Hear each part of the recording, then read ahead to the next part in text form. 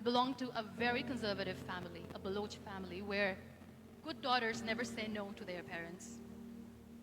My father wanted me to get married, and all I said was, if that makes you happy, I'll say yes. And of course, it was never a happy marriage. Just about after 2 years of getting married, about 9 years ago, I met a car accident. Somehow my husband fell asleep and the car fell in the ditch. He managed to jump out, saved himself. I'm happy for him. But I stayed inside the car and I sustained a lot of injuries. The list is a bit long. Don't get scared. I'm perfectly fine now. Radius ulna of my right arm were fractured. The wrist was fractured. Shoulder bone and collarbone were fractured. My whole rib cage got fractured. And because of the rib cage injury, lungs and liver were badly injured.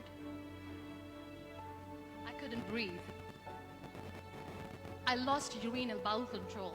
That's why I have to wear the bag wherever I go.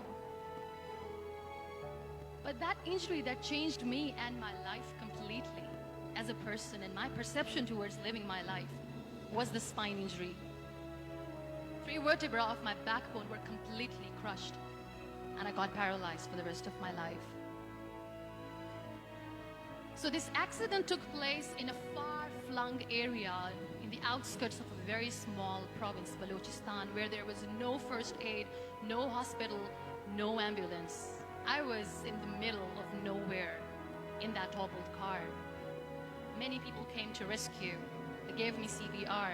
They dragged me out of the car. And while they were dragging me out, I got the complete transection of my spinal cord. I finally ended up in a hospital where I stayed for 2.5 months. I underwent multiple surgeries. Doctors have put a lot of titanium in my arm. There's a lot of titanium at my back to fix my back. That's why people in Pakistan call me the Iron Lady of Pakistan.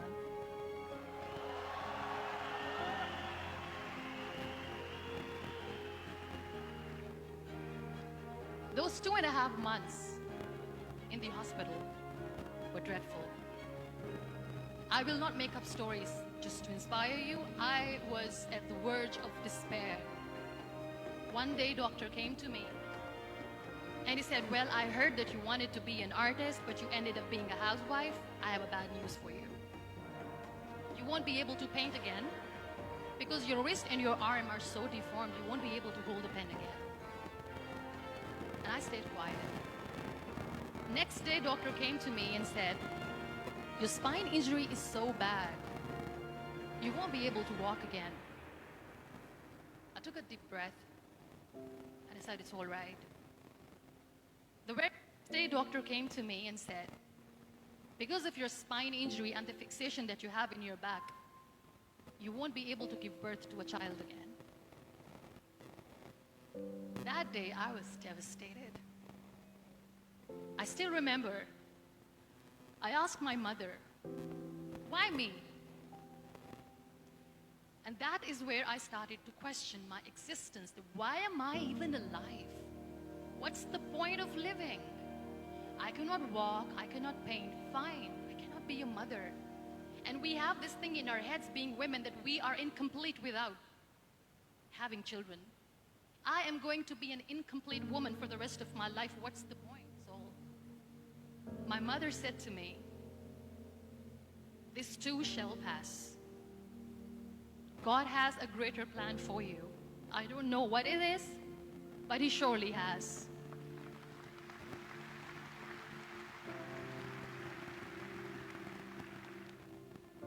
So what kept me going was, one day I asked my brothers, I know I have a deformed hand, but I'm tired of looking at these white walls in the hospital and wearing these white scrubs. I'm getting tired of this. I want to add more colors to my life. I want to do something. Bring me some colors. Bring me some small canvas. I want to paint. So the very first painting I made was on my deathbed, where I painted for the very first time. there were a lot of infections in my body, a lot of allergies. So doctors wanted me to lie down on the bed straight for not 6 months, for not 1 year, for 2 years. I was bedridden, confined in that one room, looking outside the window, listening to the birds chirping, and thinking maybe there will be a time when we'll be going out with the family and enjoying the nature. That was the time where I realized how lucky people are, but they don't realize. And you know how it all began?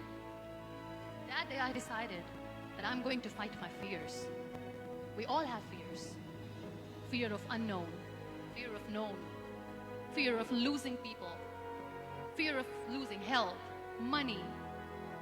We want to excel in career, we want to become famous, we want to get money. We are scared all the time. So I wrote down one by one all those fears. And I decided that I'm going to overcome these fears one at a time. You know what was my biggest fear? Divorce. Didn't work. But the day I decided that this is nothing but my fear, I liberated myself by setting him free. And I made myself emotionally so strong that the day I got the news that he's getting married, I sent him a text that I'm so happy for you and I wish you all the best. And he knows that I pray for him today.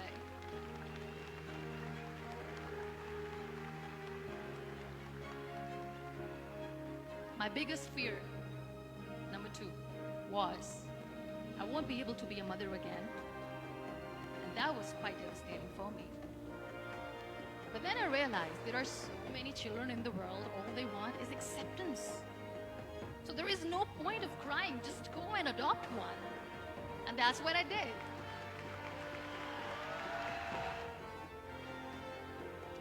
So when you accept yourself the way you are, the world recognizes you.